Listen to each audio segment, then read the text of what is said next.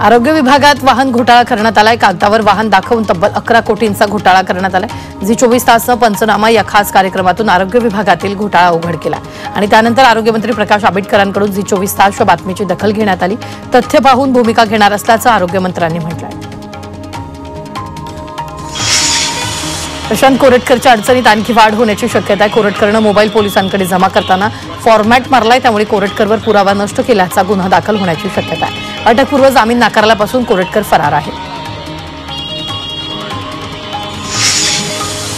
येरवड्यात भर रस्त्यात लघुशंका तसंच अश्लील कृत्य करण्याच्या प्रकरणात आरोपी भागेश ओसवालला सशर्त जामीन मंजूर झालाय। अश्लील कृत्य करणारा गौरव अहुजाचा मुक्काम अद्याप तुरुंगातच आहे। म्हणणं मांडण्यासाठी येरवडा पोलिसांनी मुदतवाढ घेतलेली आहे। नागपूर हिंसाचार प्रकरणाचं बांगलादेश कनेक्शन असल्याचा संशय पोलिसांना आहे। नागपूर हिंसाचार प्रकरणी काही पोस्ट बांगलादेशातून आल्याची माहिती पोलिसांना मिळाली।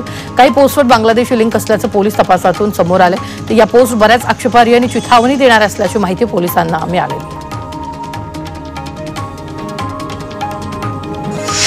भारत छोडो चळवळी दरम्यान स्वातंत्र्य सैनिकांसाठी गुप्त आश्रयस्थान म्हणून प्रसिद्ध असलेल्या लक्ष्मी निवास बंगल्याची विक्री करण्यात आली आहे। मुंबईतील प्रतिष्ठित नेपियन सी रोडवर हा बंगला आहे। तब्बल 276 कोटी रुपयांना हा बंगला विकण्यात आला। 19,891 चौरस फूट बंगल्याची मालकी असलेल्या कपाडिया कुटुंबाने ही मालमत्ता वागेश्वरी प्रॉपर्टीज प्रायव्हेट लिमिटेडला विकलेली आहे। सातबारा उतारावरील वारस नोंद आणखी सुलभ होणारे सर्व जिल्ह्यात जिवंत सातबारा मोहीम राबवण्याचे आदेश देण्यात आले। सातबाऱ्यावरील मयत खातेदारांऐवजी वारसांची नोंद होणारे 10 मे पर्यंत राज्यातील सर्व सातबारे अद्ययावत करण्याचं उद्दिष्ट विभागाकडून देण्यात आलं।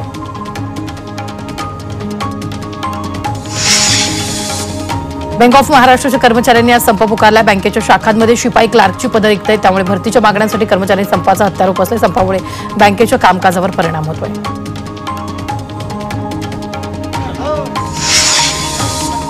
बीडच्या परळी एसटी आगारात 5 नव्या बसेस दाखल झाल्या। सध्याच्या बसेस अत्यंत दयनीय अवस्थेत होत्या, त्यामुळे नव्या बसेसची मागणी केली जात होती। आज अखेर परळी एसटी आगाराला 5 नव्या बसेस मिळाल्या आहेत आणि या नवीन बसेसमुळे प्रवाशांना दिलासा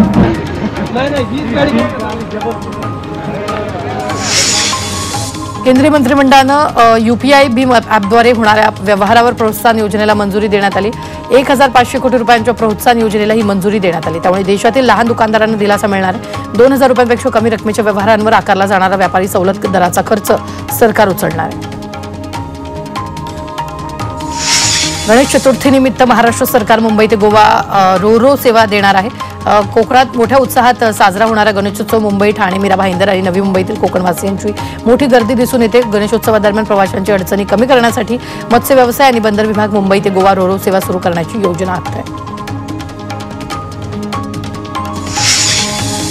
NHLML रायगड किल्ला, माथेरान आणि एलिफंटा लेण्यांसाठी 45 रोपवे विकसित करणारे पर्यटनाला चालना देण्यासाठी आणि वाहतूक कोंडी कमी करण्यासाठी सरकारनं हा निर्णय घेतला। राज्याने गेल्या वर्षी फेब्रुवारीमध्ये केंद्रीय एजन्सीसोबत सामंजस्य करार केला, परंतु अंतिम मंजुरी प्रलंबित होती। राज्य मंत्रिमंडळाच्या निर्णयानंतर रोपवे लवकर पूर्ण होण्यास मदत होणार आहे।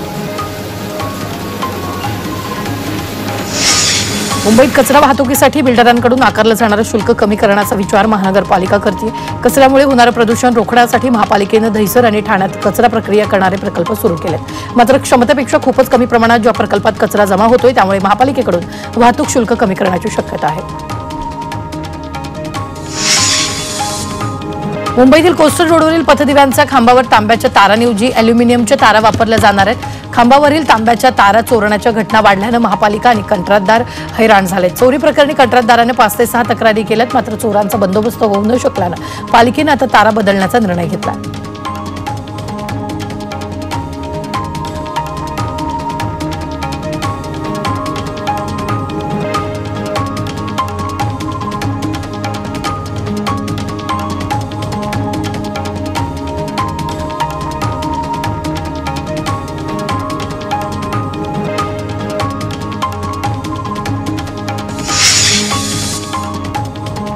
मुंबईतील कोस्टल रोडचा पहिला टप्पा पूर्ण झाल्यानंतर आता दुसऱ्या टप्प्यासाठी महापालिकेने तयारी सुरू केली। पालिकेनं मालाड, पहाडी, गोरेगाव, चारकोप, बोरिवली, एकसर, दहिसर आणि मालवणी इथल्या 60 भूखंडांना आरक्षण बदलाची नोटीस बजावली। त्याचं लवकरच संपादन केलं जाणार आहे। सरकारी अधिकारी आणि कर्मचाऱ्यांच्या सोशल मीडियावरील निर्बंध आणण्याची गरज आहे। 3 महिन्यात त्या बाबतची नियमावली जाहीर केली जाईल अशी माहिती मुख्यमंत्री देवेंद्र फडणवीसांनी दिली आहे। राज्यातील सरकारी कर्मचारी अनेकदा सरकारविरोधी भूमिका मांडतात, त्याचे संदेश अनेकदा समाज हिताच्या विरोधात असतात असंही फडणवीस म्हणाले।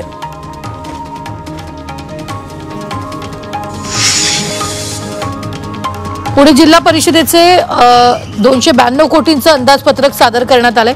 आगामी आर्थिक वर्षासाठीच्या शिल्कीच्या अंदाजपत्रकाला सल्लागार समितीनं ही मंजुरी दिलेली आहे। गेल्या वर्षीच्या तुलनेत अंदाजपत्रकात 58 कोटींची वाढ झाली आहे, तर शैक्षणिक गुणवत्ता वाढ आणि प्राथमिक आरोग्यावर अर्थसंकल्पात प्राधान्य देण्यात आलेलं आहे।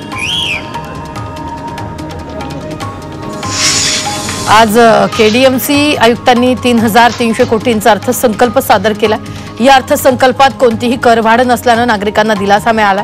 तसंच या अर्थसंकल्पात विविध नागरिकांच्या सोयी सुविधा तरतूद केलेल्या आहे। नागरिकांच्या सोयी सुविधा ई गव्हर्नन्सवर देखील भर देण्यात आल्याचं आयुक्तांनी सांगितलंय।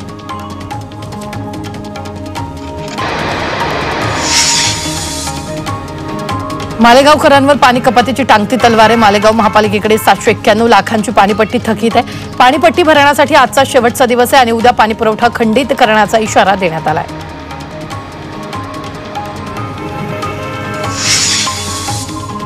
संभाजीनगर शहरात आजपासून 2 दिवस पुन्हा एकदा पाणीबाणी निर्माण होणार आहे। जलवाहिनीच्या दुरुस्तीसाठी आजपासून तब्बल 36 तासांचा शटडाऊन घेण्यात येणार आहे आणि या शटडाऊन काळात जलवाहिनीची दुरुस्तीसह अन्य छोटी मोठी कामं केली जाणार आहेत।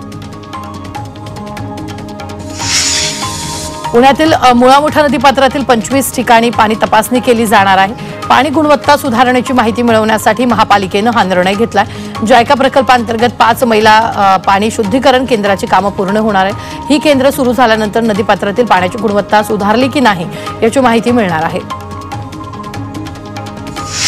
पुण्यातील जीबीएस उद्रेक संपुष्टात आला असला तरी त्यामागील नेमके कारण अद्याप अस्पष्ट आहे। 2 महिन्यांनी आरोग्य यंत्रणांना कारण शोधण्यात यश आलेलं नाहीये। जीबीएसचे जीवाणू आणि विषाणू पिण्याच्या पाण्यासह कोंबड्यांमध्ये आढळून आले होते, त्यामुळे हा उद्रेक नेमका कशामुळे झाला याबाबत संभ्रम कायम आहे। अहिल्यानगरमध्ये भक्ष्याच्या शोधात एक बिबट्या चक्क चिकन शॉपवर फेऱ्या मारत असल्याचा धक्कादायक प्रकार उघडकीस आलाय। संगमनेर तालुक्यातील आश्वी गावात हा प्रकार समोर आलाय। सीसीटीव्हीमध्ये या बिबट्याची दृश्य चित्रित झाली आहेत। शिरूर तालुक्यातील विठ्ठलवाडी इथं जागतिक चिमणी दिवस साजरा करण्यात आलेला आहे। पांडुरंग विद्या मंदिरमध्ये विद्यार्थ्यांना शिक्षणाबरोबर पर्यावरणाचे धडे शिकवण्यात आले। या शाळेत गेल्या अनेक वर्षापासून चिमणी संवर्धनाचा उपक्रम राबवला जातोय। भंडाऱ्याच्या लाखणीमध्ये बिबट्यानं 5 शेळ्यांचा फडशा पाडलाय। मालकानं तातडीनं घटनेची माहिती लाखणी वन विभागाला दिली। वन विभागानं घटनास्थळी दाखल होऊन शेळ्यांचा पंचनामा केलाय। वन विभागाकडून मदत जाहीर करावी अशी मागणी शेळ्यांच्या मालकानं केलेली आहे। येवल्याच्या पाटोदा शिवारात बिबट्याला जेरबंद करण्यात वन विभागाला यश आलं। गेल्या काही दिवसांपासून बिबट्याच्या दहशतीमुळे नागरिक भयभीत होते। अखेर बिबट्या पिंजऱ्यात जेरबंद होताच नागरिकांनी समाधान व्यक्त केले।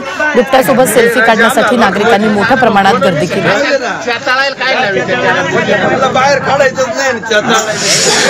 मुंबईत यंदा 42,000 भटक्या कुत्र्यांचं लसीकरण करण्यात आलंय, तर गेल्या 5 वर्षात 91,300 भटक्या कुत्र्यांचं निर्विजीकरण करण्यात आल्याचा दावा महापालिकेनं केला। भटके कुत्र्यांची संख्या नियंत्रणात आणण्यासाठी आणि रेबीज रोखण्यासाठी पालिकेकडून उपाययोजना केल्या जात आहेत। राज्यात गुन्हेगारीचं प्रमाण वाढतंय, त्यातही महिलांच्या अत्याचाराच्या घटनांमध्ये मोठी वाढ होते। 2024 या 2 वर्षांमध्ये महिला अत्याचाराबाबत 93,000 गुन्हे नोंदवले गेले। लहान मुलांसंदर्भातील गुन्ह्याचा आकडाही 9,000 जास्त आहे।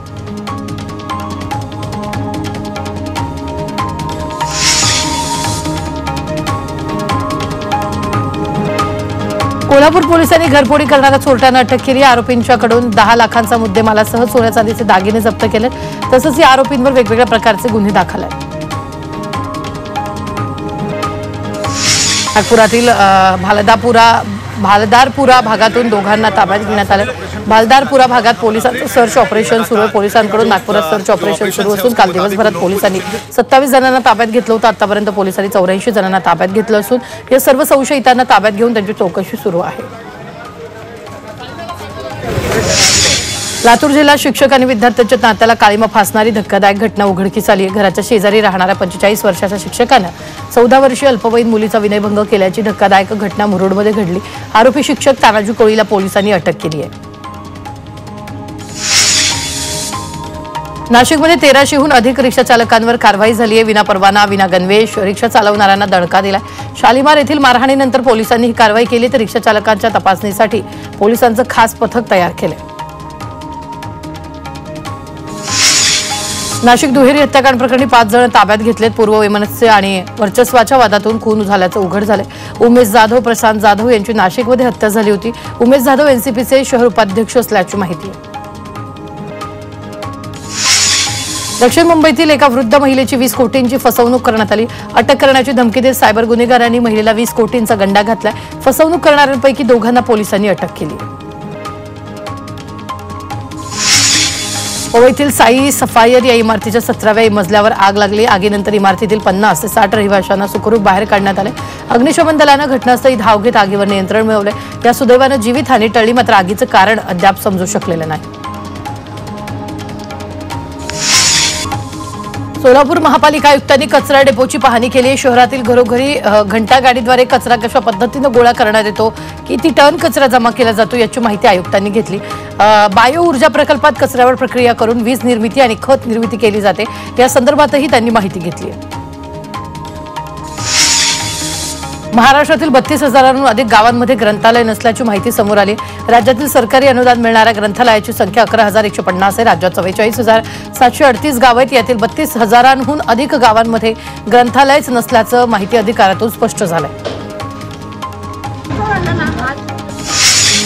नाशिक जिल्ह्यातील विखर्णी गावातील महिला अवैध दारूबंदीसाठी आक्रमक झाल्यात। पोलीस अधिकाऱ्यांच्या उपस्थितीत विशेष ग्रामसभेचं आयोजन करण्यात आलं आणि या ग्रामसभेत अवैध दारू विक्री विरोधात ठराव मंजूर करण्यात आला। दारू विक्रीचा व्हिडिओ पाठवा आणि बक्षीस मिळवा। अवैध दारू विक्री करणाऱ्या व्यक्तीचा सर्व सुविधा बंद करण्यात येतील, असं ठराव देखील मंजूर करण्यात आला। मुंबई झोपडी योजनेअंतर्गत झोपडपट्टीधारकांना मोफत घरं देण्याच्या सरकारच्या धोरणाबाबत उच्च न्यायालयानं पुन्हा एकदा प्रश्न उपस्थित केला। झोपडीधारकांचं पुनर्वसन करताना त्यांना मोफत घरं उपलब्ध करण्याऐवजी त्यांच्याकडून विशिष्ट रक्कम आकारण्याची गरज न्यायालयानं बोलून दाखवली।